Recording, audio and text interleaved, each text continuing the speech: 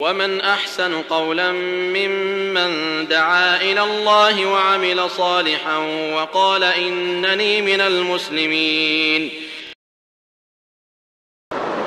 প্রিয় ভাইরা আমার, বলছিলাম সামনে বিরাট 10টা দিন আসছে। সে উপলক্ষে আমরা কি করতে পারি? আমরা প্রথম যে কাজটা করতে পারি সেটা হচ্ছে এটাকে আমরা 2 ভাগে ভাগ করতে পারি। ওই 10 দিন আসার আগে আমাদের প্রস্তুতি বা আমাদের ভূমিকা, আর ওই 10 দিন এসে যখন যাবে তখন আমাদের করণীয়। এই 2 ভাগে আমরা ভাগ করতে পারি। তো ওই 10 দিন আসার আগে আমরা কি করতে পারি? এর প্রথম যে কাজটা আমরা করতে পারি সেটা হচ্ছে দৃঢ় সংকল্প করতে পারি এই 10 দিন যে এত দামি, তাহলে আমরা এই 10 দিনকে মূল্যায়ন করার চেষ্টা করব। এই দৃঢ় সংকল্প, দৃঢ় নিয়ত আমরা করতে পারি এই 10 দিনের আগমন উপলক্ষে। করা যাবে না? যদি করতে পারি আর ওই 10 দিন আসার আগে কারো মরণ হয়ে যায়, আল্লাহ নেকি দিয়ে দিবেন না? নেকি দিয়ে দিবেন। আল্লাহ পবিত্র কোরআনে বলছেন, যদি কেউ হিজরতের উদ্দেশ্যে দেরি হয়ে যায়, তারপরে প্রতিমধ্যেই মরণ চলে আসে, ফাকাদ ওয়াকা আজরুহু আলাল্লাহ, তাহলে তার নেকি আল্লাহর কাছে ধার্য হয়েই গেছে। অথচ হিজরত শেষ করতে পারেনি। তাহলে আমরা এই নিয়ত যদি করি, তাহলে 10 দিন না আসলেও ওখানে যে আমল করার নিয়ত করেছিলাম তার নেকি আল্লাহ দিয়ে দিয়েছেন। অন্য একটি হাদিসে কুদসিতে মহান রব্বুল আলামিন বলছেন যে, শোনো, ফেরেশতাদেরকে বলছেন যে আমার বান্দা যখন নিয়ত করে ভালো কাজ করবে, নিয়ত করেছে, আল্লাহ বলেন ফেরেশতা তোমরা নেকি লিখে দিও। নিয়ত যে করেছে, নিয়ত করলেই নেকি লিখে দিও। আর নিয়ত করার পরে যদি নেকিটা করে ফেলে, ভালো কাজটা করে ফেলে, তখন ওইটাকে 10 গুণ পর্যন্ত নেকি লিখে দিও। এর বিপরীতে আল্লাহ দয়া দেখেন, যদি কোনো বান্দা নিয়ত করে খারাপ কিছু করবে, এটা নিয়ত করেছে, আল্লাহ বলেছে না লিখো না, এখন তো করেনিও, কিছুই লিখো না। যদি করে তখন লিখবা, তাও 10 বার লিখবা না, 10 গুণ লিখবা না, একটাই লিখবা। আল্লাহ দয়া দেখেছেন। প্রিয় ভাইরা আমার, এই হাদিস থেকে আমরা স্পষ্ট বুঝতে পারি যে আমরা যদি নিয়ত করি এখন থেকে, যে জীবনে তো আমরা এই 10 দিনের মূল্য এভাবে বুঝিনি, আজকে তো শিখলাম, জানলাম, তাহলে এবারের 10 দিনকে আমরা অবশ্যই মূল্যায়ন করব ইনশাআল্লাহ। এই সংকল্প আমরা করে যেতে পারবো না ইনশাআল্লাহ। যদি আমরা বাস্তবায়ন করতে পারি তো ভালো, যদি নাও পারি কোনো কারণে, তাও কিন্তু আমরা নেকি পেয়ে যাব। তাহলে এটা হলো আমাদের প্রথম করণীয়। এই উপলক্ষে আমাদের আরো কিছু করণীয় আছে। সেটা হলো, যে কোনো ভালো কাজ করতে গেলে আপনাকে পাপ পঙ্কিলতা মুক্ত হতে হবে, আল্লাহর কাছে তওবা করতে হবে। আপনি যদি বিদেশে যান, বর্তমান করোনা পরিস্থিতিতে কেউ যদি বিদেশে যায়, তাহলে তাকে অনেকগুলো টেস্ট পার করে তারপরে যেতে হয়, তাই না? করোনা নিয়ে আপনাকে ঢুকতে দিবে এয়ারপোর্টে? দিবে না। রোগ বালাই নিয়ে ঢুকতে দিবে না। পাক সাফ হয়েই বিমানের সিঁড়িতে আপনি পা দিতে পারবেন, তার আগে পারবেন না। তাহলে এই যে একটা দামি জায়গায় আপনি যাচ্ছেন আগামী 10 দিন, সেই 10 দিনে যাওয়ার জন্য আপনাকে পাপের ভাইরাস থেকে কি করতে হবে? মুক্ত হতে হবে। তওবা করে আল্লাহর কাছে ফিরে এসে যে এই গুনাহ করেছি আমি আর করব না, এগুলো পিছনে ফেলে নিষ্কলুষ এক বান্দা হিসেবে আপনাকে আল্লাহর দিকে ধাবিত হতে হবে। এই 10টা দিন নেওয়ার চেষ্টা করতে হবে। এটা আমাদের দ্বিতীয় কাজ। ঠিক আছে, এখন যখন এই 10 দিন এসে গেছে, তখন আমরা কি করতে পারি? 10 দিন আমরা পেয়ে গেছি, আলহামদুলিল্লাহ, আমাদেরকে আল্লাহ তৌফিক দিয়েছেন, এই 10 দিনে আমরা চলে গেছি। এখন আমরা কি কাজ করতে পারি খুব সংক্ষিপ্ত করে আমরা দেখে নেব। আসলে আজকে অনেকগুলো বিষয় বলার, যেহেতু সামনে কোরবানির মাসলা মাসাইল আছে, এরপরে কোরবানির আগে এই 10 দিনের অনেক মাসলা আছে, তো সব মিলিয়ে অনেক সময় সাপেক্ষ ব্যাপার। তারপরেও জুমার খুতবা একটা নির্দিষ্ট সময়ের ভিতরে শেষ করতে হয়, সে কারণে আমরা চেষ্টা করব অল্প করে হলেও মোটামুটি গুরুত্বপূর্ণ বিষয়গুলো শিখে যাবা বিইজনিল্লাহি তাআলা। প্রিয় ভাইরা আমার, তাহলে এখন আমরা 10 দিনে প্রবেশ করলাম। এই 10 দিনে আমরা কি করব? এই 10 দিনে যে সমস্ত কাজ রয়েছে তার একটা কাজ হলো হজ এবং উমরা। তবে বর্তমান প্রেক্ষাপটে আমাদের জন্য হজ উমরাটা অনেক বেশি টাফ হয়ে গেছে, বিশেষ করে এই করোনা কোভিড-19 কারণে। যাই হোক, যারা করবেন ওখানে আছেন বা বিভিন্ন জায়গা থেকে যেতে পারবেন তারা তো করবেন। তাহলে এই 10 দিনের গুরুত্বপূর্ণ আমলের মধ্যে, স্পেশাল আমলের মধ্যে টপ অফ দ্য লিস্টে আছে হজ এবং উমরা। আমি এদিকে আর এগোচ্ছি না, সামনে যাই। সামনে আরও আমরা কি কাজ করতে পারি? আমরা এই 10 দিনের প্রথম 9 দিন টানা সিয়াম রাখতে পারি। এই 9 দিন আমরা সিয়াম রাখতে পারি, এটা তো আমরা করতে পারবো। হজে না হয় না গেলাম, উমরায় না হয় যেতে পারলাম না, সামনে যেতে পারবো ইনশাল্লাহ, আল্লাহ আমাদেরকে তৌফিক দান করবো। কিন্তু এটা তো করা যাবে বাড়ি থেকে, না? ইনশাআল্লাহ। তাহলে আমরা যে সমস্ত আমল করবো এই 10 দিনে, তার দ্বিতীয় আমল হচ্ছে আমরা সিয়াম রাখার চেষ্টা করব। রমজান মাস যখন আসে তখন সিয়ামের ফজিলত সম্পর্কে অনেক হাদিস আপনারা শোনেন না, যে সিয়াম আমার জন্যই এবং এর নেকি আমি দেব নিজ হাতে, এটা আল্লাহ বলেন, তাই না? তারপরে বানি আদমের প্রত্যেকটা আমল 10 গুণ থেকে 700 গুণ পর্যন্ত বাড়িয়ে দেওয়া হয় সওম ছাড়া, কারণ এর প্রতিদান আল্লাহ স্পেশালভাবে দেন। এই হাদিসগুলো আপনারা কখন শোনেন? রমাদানে। তাতে মনে হয় এই হাদিসগুলো শুধু রমাদানের সিয়াম সম্পর্কে। জি না, ভুল হিসাব, ওটাও আছে। এবং সারা বছরের যে নফল বা অন্য সিয়াম তার ক্ষেত্রেও এই হাদিসগুলো প্রযোজ্য। সুতরাং এই 9 দিন যদি আমরা সিয়াম রাখি তাহলে ওই ফজিলত কিন্তু এখানেও রয়েছে। এখানে স্পেশালভাবে একটি হাদিস আমরা পাচ্ছি, সেটা হলো হুনাইদা ইবনে খালিদ, তিনি তার স্ত্রীর কাছ থেকে বর্ণনা করেছেন। তার স্ত্রী রাসূলুল্লাহ সাল্লাল্লাহু আলাইহি ওয়াসাল্লামের কোনো একজন স্ত্রী, সম্ভাবনা বেশি তিনি হাফসা রাদিয়াল্লাহু তাআলা আনহা, তার কাছ থেকে হাদিসটা বর্ণনা করেছেন। তিনি বলছেন, কান রাসূলুল্লাহ সাল্লাল্লাহু আলাইহি ওয়াসাল্লাম ইয়াসুমু 9 যিলহিজ্জা, রাসূলুল্লাহ সাল্লাল্লাহু আলাইহি ওয়াসাল্লাম যুলহজ মাসের প্রথম 9 দিন সিয়াম রাখতেন। কথা বোঝা গেল? তাহলে আমরা এই আমলটা করতে পারবো। প্রথম যে 9 দিন রয়েছে এই 9 দিন আমরা সিয়াম রাখতে পারবো, এবং আল্লাহ রাসূল রেখেছেন। আমি এখানে আপনাকে একটা কথা বলি, যে কেউ কেউ বলতে পারে, সহিহ মুসলিমে আমরা 2টা হাদিস পাচ্ছি। আম্মা জান মা আয়েশা রাদিয়াল্লাহু তাআলা আনহা তিনি বলছেন যে মা রাআইতু রাসূলুল্লাহ সাল্লাল্লাহু আলাইহি ওয়াসাল্লাম সায়মান ফিল আশরি কাত্তু, আমি আল্লাহ রাসূলকে জিলহজ মাসের প্রথম 10 দিনে কখনোই সিয়াম রাখতে দেখিনি। বুঝতে পারছেন?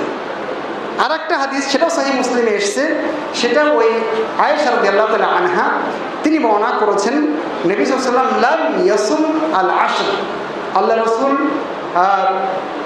জিলহজ মাসের প্রথম 10 সিয়াম রাখেননি। আর আগের হাদিসে আমরা কি পেলাম? আল্লাহ রাসূল প্রথম 9 দিন সিয়াম রেখেছেন। হাদিস তো দুটাই সহিহ, সবগুলোই সহিহ। তাহলে সমাধান কি হবে? তাহলে কি বলবো যে না না সিয়াম আসলে নেই, এরকম কি? জি না, ব্যাপারটা এরকম না।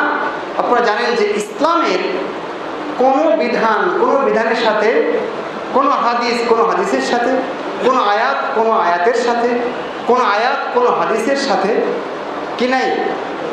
বিপরীত নাই, সাংঘর্ষিক নেই, বরং সব কিছুর সমাধান রয়েছে, আমরা জানি বা না জানি, কিন্তু উলামায়ে কেরাম সব সমাধান বের করেছেন।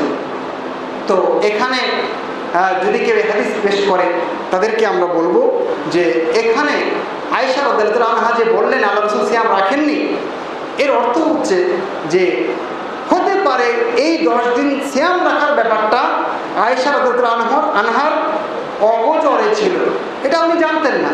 ওনার জানা ছিল যে উনি রাখেন না, সেই অনুযায়ী বলেছেন। কিন্তু হাফসা রাদিয়াল্লাহু আনহা তিনি জানেন যে না, উনি সিয়াম রেখেছেন। তো আয়েশা রাদিয়াল্লাহু আনহা তার জানা অনুযায়ী বলেছেন, আর হাফসা রাদিয়াল্লাহু আনহা তার জ্ঞান অনুযায়ী, তার দেখা অনুযায়ী বলেছেন। আর একটা সূত্র আছে, একটা ব্যাপারে কেউ যদি বলে ঘটেছে, আর একজন বলে যে ঘটেনি, তাহলে যিনি বলছেন ঘটেছে তারটাই অগ্রাধিকার যোগ্য, সেটাকে আগে রাখতে হবে। এটা ইসলামের একটা সূত্র। ওলামায়ে কেরাম এই সূত্রটা বের করেছেন।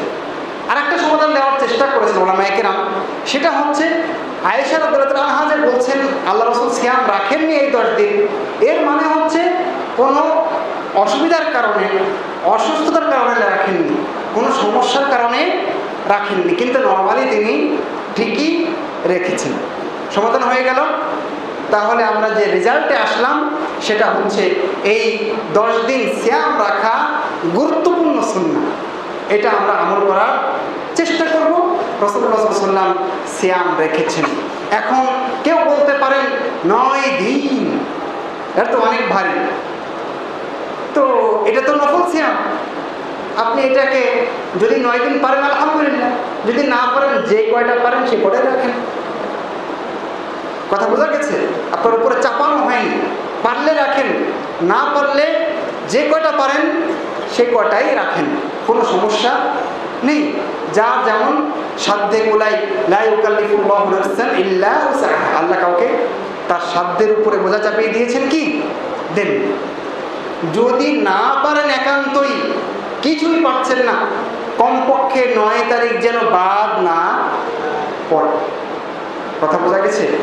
কারণ আরাফার সিয়াম এটা আমরা অত্যন্ত গুরুত্বের সাথে এটাকে দেখব এবং রাখার চেষ্টা করব। এই 9 দিন যদি না পারি, যে কয়দিন পারি রাখলাম, তাও নাই, তাহলে কমপক্ষে একটা যেন কারো মিস না হয়। কথা বোঝা গেছে কি? কারণ এটা হলো আরাফার সিয়াম। আর আরাফার সিয়ামের ব্যাপারে রাসূলুল্লাহ সাল্লাল্লাহু আলাইহি ওয়াসাল্লাম কি বলেছেন? বলেছেন একটা সিয়াম এর বিনিময়ে মহান রব্বুল আলামিন ইউকাফিরুস সানা আল্লাতী ক্বাবলা ওয়াস সানা আল্লাতী বা'দা, আগের বিগত 1 বছর এবং আগত 1 বছর, মোট 2 বছরের গুনাহ, সাগীরা গুনাহ আল্লাহ মাফ করে দেন একটা সিয়ামের দিনে। সুবহানাল্লাহ। তাহলে এটা কি বাদ দেওয়া যাবে? বাদ দেওয়া যাবে না। চেষ্টা করতে হবে যেন কারো না ছুটে, নারী পুরুষ যারাই আমরা আছি না কেন, কমপক্ষে আরাফার সিয়াম যেন কারো বাদ না পড়ে, সেটা আমরা গুরুত্বের সাথে খেয়াল করব এবং এটাকে মূল্যায়ন করার চেষ্টা করব বিইজনিল্লাহি তাআলা। এখন আরাফার সিয়াম সম্পর্কে একটা প্রশ্নটা হলো যে আরাফার সিয়ামটা কবে রাখবো? 9 তারিখে, 9 জিলহজে রাখবো, না সৌদি আরবে যেদিন আরাফা সেদিন রাখবো? এই কোশ্চেনটা আছে না অনেকের মাঝে, এবং এটা নিয়ে একটা ধোঁয়াশা আছে। তো আমি এই ব্যাপারে চমৎকার একটা গবেষণা প্রবন্ধ পেয়েছি আরবিতে, তার নাম হচ্ছে বুলুগুল বুগিয়া ফি তাহদিদি ইয়াউমি আরাফা ইনদা ইখতিলাফি আর রুইয়া। এখানে লেখক চমৎকারভাবে এই মাসআলাটা তার খুঁটিনাটি করে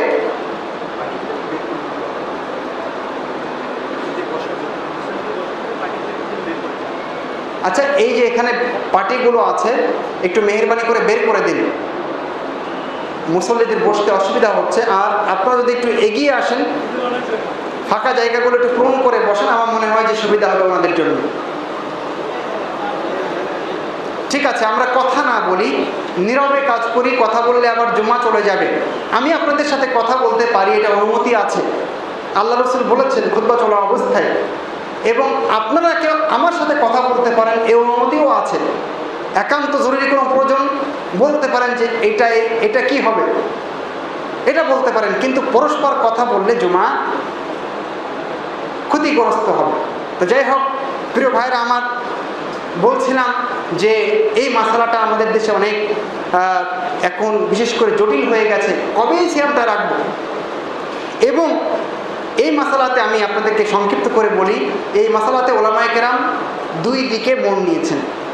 এক শ্রেণীর ওলামা তারা বলেছেন যে আমরা সৌদি আরবের সাথে মিল করে সিয়াম রাখবো। কেন? কারণ হাদিসে এসছে সৌমু ইয়াউমি আরাফা, আরাফার সিয়াম। তো আরাফার সিয়াম এটা তো একটা জায়গার সাথে নির্দিষ্ট, কথা বোঝা গেছে? সেটা হলো সৌদি আরবের আরাফার ময়দান। তাহলে ওই দিন যখন আরাফা হবে বা আরাফার দিন যখন আসবে, সেটাই হচ্ছে সেই সিয়ামের দিন। সেই হিসেবে আমাদের দেশে যে তারিখ হয় হোক, আমরা ওই দিন সিয়াম রাখবো।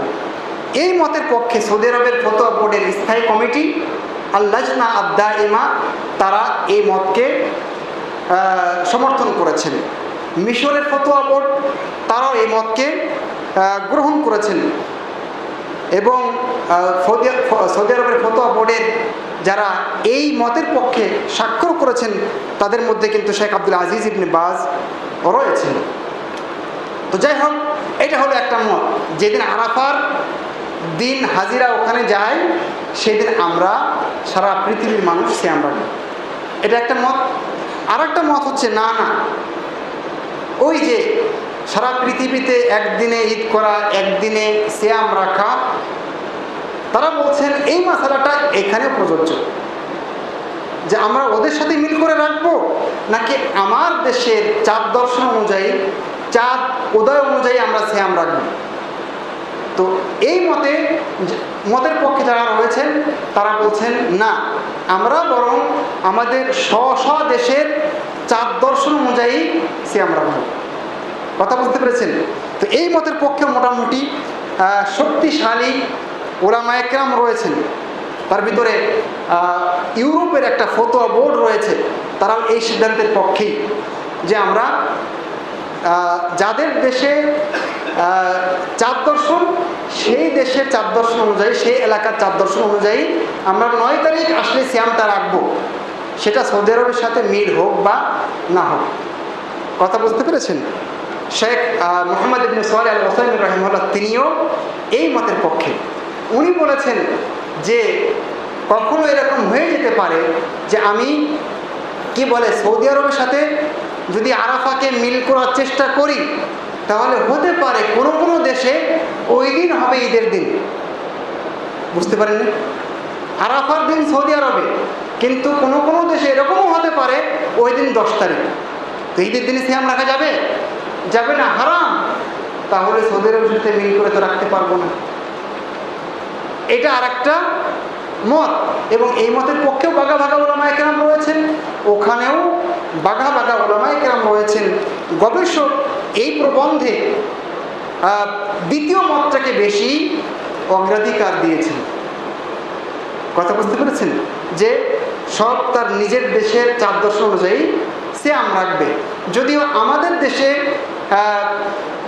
যারা আমরা সহিহ আকীদা মেনে চলার চেষ্টা করি, তাদের মধ্যে এটা নিয়ে দুইটা দল তৈরি হয়েছে। আমি দল বলবো না, দুটা মতের পক্ষে দুই গ্রুপ গেছে, কেউ ওটা নিয়েছে, কেউ এটা নিয়েছে। তো আমার মনে হয় যে আমরা এই মাসালাটা নিয়ে কি করব না, বাড়াবাড়ি করব না। যেহেতু ওখানে তাদের দলিল আছে, যুক্তি আছে, ওলামায়ে কেরাম রয়েছেন, এই পক্ষেও দলিল আছে, যুক্তি আছে, ওলামায়ে কেরাম রয়েছেন। সুতরাং আমার ভাই যদি আরাফার চাঁদ ওখানকার আরাফা অনুযায়ী রাখুক। আমার মনে হচ্ছে যে এটা বেশি ভালো, আমাদের দেশে চাঁদ দর্শন অনুযায়ী আমি রাখি, ওর সাথে আমার ফাইটের দরকার নেই, ওকে এর কারণে ঘৃণা করারও দরকার নেই। সহজ হিসাব বোঝা গেল কি? প্রিয় ভাইরা আমার, এরপরে যে সমস্ত আমল আমরা এই 10 দিন করতে পারবো, আমি হজ উমরার কথা বললাম, সিয়ামের কথা বললাম, বিশেষ করে আরাফার সিয়ামের কথা বললাম। তারপরে এই 10 দিনে যে কোনো সময় ফরজের পাশাপাশি আমরা নফল সিয়াম আদায় করতে পারি। আপনি ওযু করে আসছেন, 2 রাকাত সালাত আদায় করুন, নফল সিয়াম। তাহলে তার মূল্য আল্লাহর কাছে অনেক অনেক বেশি। তারপরে যে কাজটা আমরা করতে পারি সেটা হলো দান সদকা। আমরা এই 10 দিনে করতে পারি।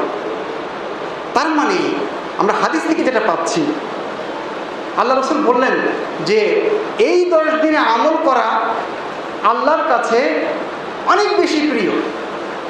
এমনকি অন্য কোনো দিনে যদি কেউ আমল করে আর ওই একই আমল এই 10 দিনে করে, তাহলে এই 10 দিন আল্লাহর কাছে অনেক অনেক বেশি প্রিয় এবং শ্রেষ্ঠ এই আমলগুলো। তখন সাহাবায়ে কেরাম বললেন, আল্লাহ রাসূল আপনি যে বললেন যে এই 10 দিন আমল করলে অন্য যে কোনো মাসে যে কোনো দিনে আমল করলে এই 10 দিনের কাছে আসতে পারবে না, এত বেশি দাম। তো যদি কেউ জিহাদে চলে যায় তাও কি, মানে এই মাসে একজন মানুষ নফল সিয়াম রাখছে, এই 10 দিনে নফল সাদকা করছে, আরেকজন মানুষ অন্য মাসে অন্য সময়ে একদম জিহাদ করতে বের হয়ে গেছে, আসলে জিহাদ, উগ্রবাদী না, জিহাদ আসলে জিহাদ করতে গেছে, তাহলে ওই জিহাদ কি বেশি দামি হবে না? আল্লাহ রাসূল বলেন না, ওই জিহাদও দামি হবে না, বরং এই 10 দিনে যে ব্যক্তি দান করছে, সালাত আদায় করছে, এটাই বেশি আল্লাহর কাছে দামি হবে। তবে যে ব্যক্তি বের হয়ে গেছে একদম তার জান নিয়ে মাল নিয়ে আর ফিরে আসেনি, অর্থাৎ শহীদ হয়ে গেছে, এর হিসাবটা ভিন্ন। তাহলে দেখেন এখানে আল্লাহ রাসূল কোনো আমলকে কি নির্দিষ্ট করলেন না, তাহলে যে কোনো এমনি ভালো আমল, যে কোনো ভালো আমল যদি আমরা এই 10 দিনে করতে পারি তাহলে সেটা আল্লাহর কাছে অনেক অনেক বেশি দামি। তো সেই হিসেবে আমরা এখানে সিয়াম রাখতে পারি, এখানে আমরা সাদকা করতে পারি, এখানে আমরা নফল সিয়াম চর্চা, নফল সালাত চর্চা করতে পারি। প্রিয় ভাইরা আমার, এই 10 দিনের একটা স্পেশাল আমল হচ্ছে বেশি বেশি করে তাকবীর দেওয়া। আল্লাহু আকবার, আল্লাহু আকবার, লা ইলাহা ইল্লাল্লাহ, আল্লাহু আকবার ওয়ালিল্লাহিল হামদ। এই তাকবীরটা আমরা এই 10 দিন বেশি বেশি করে দেওয়ার চেষ্টা করি। কথা বোঝা গেছে? সাহাবী আবু হুরায়রা রাদিয়াল্লাহু তাআলা আনহু এবং সম্ভবত ইবনে উমর রাদিয়াল্লাহু আনহুমা, তারা দুজন বাজারে বের হয়ে যেতেন আর জোরে জোরে আল্লাহু আকবার, আল্লাহু আকবার, লা ইলাহা ইল্লাল্লাহ, আল্লাহু আকবার, আল্লাহু আকবার ওয়ালিল্লাহিল হামদ, এই তাকবীর দিতেন। তাদের শুনে মানুষ উৎসাহিত হতেন, তারাও তাকবীর দিতেন উচ্চ স্বরে। এই 10 দিন আমরা বেশি বেশি করে তাকবীর পাঠ করব, এইটা এই 10 দিনের স্পেশাল আমল। যারা পুরুষ রয়েছে তারা লজ্জা ভেঙে অনেক সময় তাকবীর দিতে লজ্জা করে না, এখানে রিয়া নেই, এখানে লৌকিকতা নেই, এখানে লজ্জা নেই, বরং আল্লাহর জন্য আমরা এই 10 দিন বেশি বেশি করে জোরে জোরে তাকবীর দিব, তাকবীর পড়ব। হাটে বাজারে চলতে ফিরতে, শুয়ে বসে, দোকানে খেতে খামারে, ব্যবসা বাণিজ্য সব জায়গায় আমরা তাকবীরগুলো দিতেই থাকব।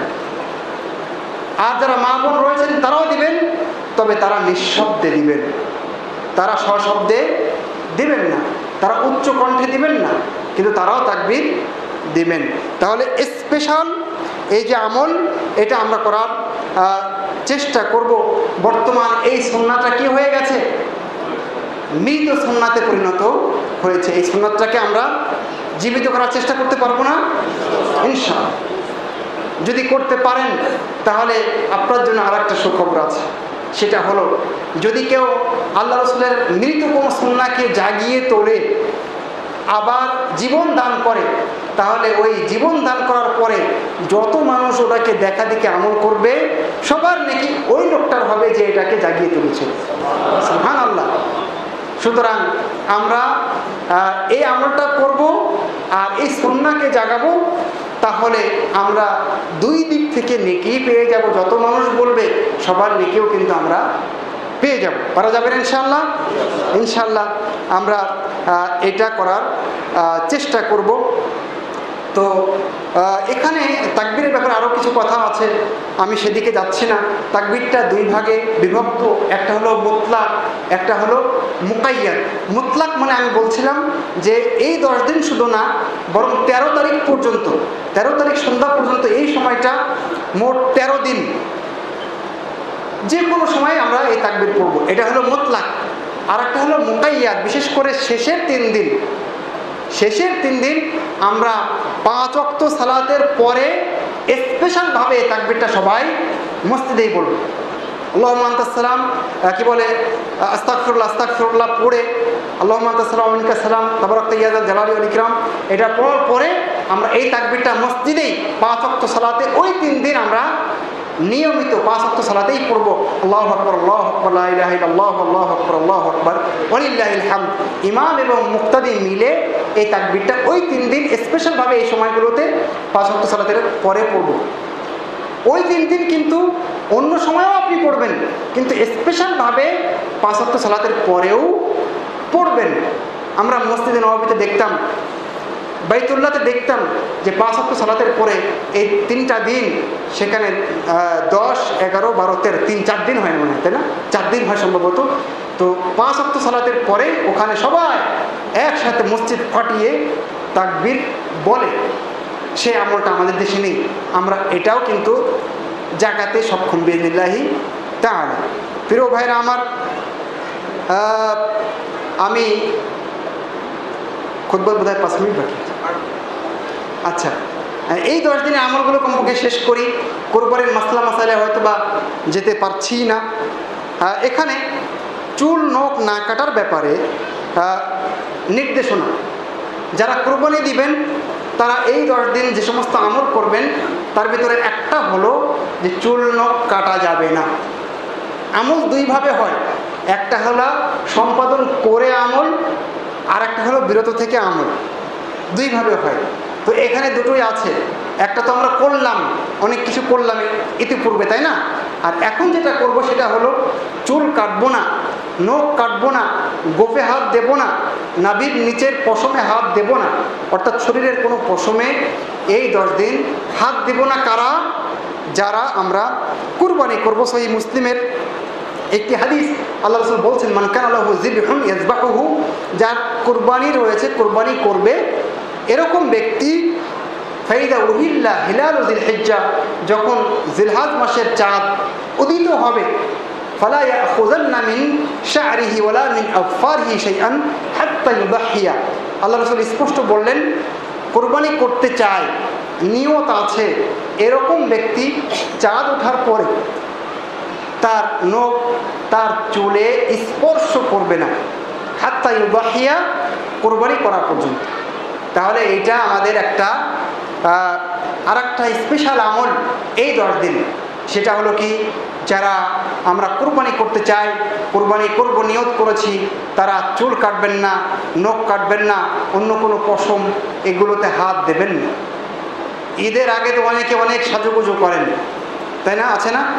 ঈদের আগের দিন, একদিন আগে দেখবেন যে ক্লিন শেভ আছে, সেটা জিলহজ মাসের কি বলে, ঈদুল আজহা হোক আর ঈদুল ফিতর হোক, কোনো বাস বিচার নাই। আরে ভাই, দাড়ি কাটা এটা তো সবসময় হারাম, এটা শেভ করা এটা তো সবসময় হারাম। আর এই সময় এটা আরো বেশি প্রখর হয়, এই নিষেধাজ্ঞা আরো বেশি জোরদার হয়, এটা আরো বেশি শক্ত হয়। প্রিয় ভাইরা আমার, সুতরাং যদি কারো নখ কাটা লাগে, জিলহজ মাসের চাঁদ ওঠার আগেই কেটে নেবেন। চুল কাটা লাগলে আগেই কেটে নেবেন, গোপটা আগেই কেটে নেবেন। আমি জানি 10 দিন গেলে গোপটা লম্বা হয়ে যাবে, বেখাপ্পা দেখাবে, যাক, তারপরে আপনি ইবাদতের মধ্যেই রয়েছেন। কথা বোঝা গেল? তাহলে আমরা মোটামুটি আরেকটা আমল যেটা পেলাম সেটা হলো যে চুল নখ ইত্যাদি আমরা স্পর্শ করব না। এখন চুল নখের ব্যাপারে আরও কয়েকটা খুঁটিনাটি প্রশ্ন এসে যায়। সেটা হলো, আমি তো কুরবানি দেব, তো আমার কুরবানির কারণে কি আমার স্ত্রী, আমার সন্তান, আমার মা, বাসায় যারা রয়েছে ওরাও কি চুল নখ কাটা বাদ দিবে? প্রশ্ন বুঝতে পারেন? নাকি এই বিধানটা শুধু আমার জন্য? তো হাদিসের ভাষা থেকে বোঝা যায় যে যে ব্যক্তি কোরবানি করতে চায়, কোরবানি দিবে, এটা তার জন্য প্রযোজ্য। তার পরিবার, তার আত্মীয় স্বজন, তার স্ত্রী, সন্তান, তাদের জন্য এটা প্রযোজ্য নয়। হাদিস থেকে এটাই বোঝা যায়, কারণ হাদিসে বলা হয়েছে যে মান কানা লাহু যিবহুন, যার কোরবানি রয়েছে, কোরবানি করবে যে, অন্য হাদিসে তিরমিজিতে আমরা পাচ্ছি ও আরাদা ইউদাহিয়া, কোরবানি করতে চায় যে সে, তাহলে তার ক্ষেত্রে এই বিধানটা প্রযোজ্য হবে, তার পরিবার পরিজন এর আওতায় আসবে না। শেখ মুহাম্মদ ইবনে সালেহ আল উসাইমিন তিনিও এমনটাই বলেছেন। ঠিক চুল নখের ব্যাপারে এরকম হতে পারে, আরও মাসালা আসতে পারে। সেটা হলো, একজন মানুষ ধরেন এরকম সময় মুমূর্ষু অবস্থায় আছে, মারা যাচ্ছে, তো কাউকে ওসিয়ত করে গেল, বাবা আমার পক্ষ থেকে, আমি বাঁচি না বাঁচি জানি না, আল্লাহ ভালো জানে, তো তুমি আমার পক্ষ থেকে একটা গরু কোরবানি দিও। তো আপনি কোরবানি এখন দিবেন, তাহলে কি ওই ওসিয়তের কারণে আপনি যেহেতু কোরবানি দিচ্ছেন, আপনি কি চুল নখ করা বাদ দিবেন? না, কারণ এটা তার কোরবানি, আপনার কোরবানি নয়। আপনি দায়িত্বপ্রাপ্ত একজন ব্যক্তি মাত্র। হ্যাঁ, যদি আপনিও কোরবানি দেন তাহলে ওই হিসেবে আপনি চুল নখ ধরবেন না। বোঝা গেছে? প্রিয় ভাইরা আমার, এখন যদি কেউ কেটেই ফেলে এই 10 দিন চুল নখ ইত্যাদি, তাহলে তার কোরবানি হবে কি হবে না? দেখেন, কোরবানি এক জিনিস আর এইটা আর এক জিনিস।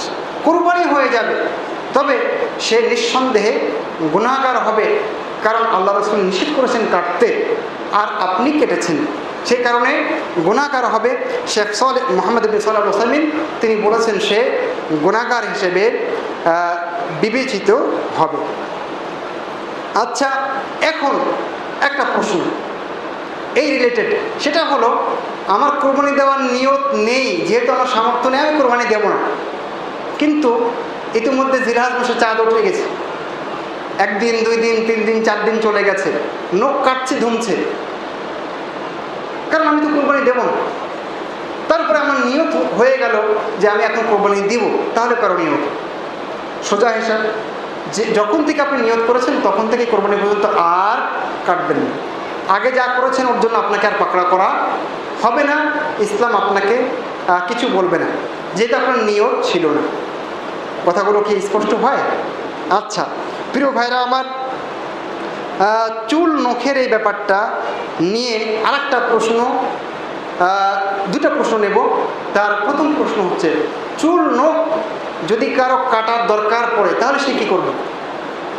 অনেক সময় হয় না, নখ ভেঙে গেছে, সুতায় বাঁধে, জামায় বাঁধে, আর কষ্ট দেয় মানুষকে, আছে না এরকম? এই অবস্থায় আপনি কি করবেন?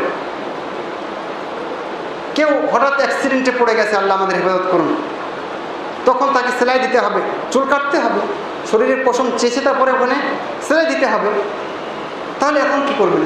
এটা তো জরুরি অবস্থা, সহজ হিসাব। এখানে আপনি চুল নখ এই অবস্থায় কাটবেন, কেটে ফেলবেন, ইনশাআল্লাহ এতে কোনো সমস্যা নেই। কারণ চুল নখ কাটার ব্যাপারে যে নিষেধাজ্ঞাটা, এটা কত সময় পর্যন্ত?